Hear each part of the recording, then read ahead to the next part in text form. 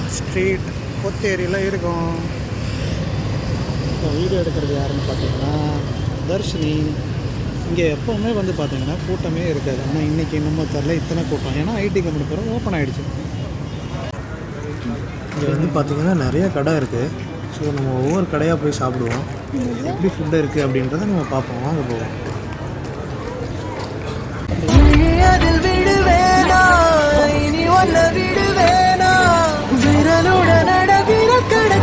காதல வரப்பேனா உடன் வருவேனா உயிர் தொடுவேனா இள நொடியில ஒரு துளி என தவிக்கிற சரிதானா நினைக்கும் நொடி எல்லாம் அருகில் இருக்கணும்.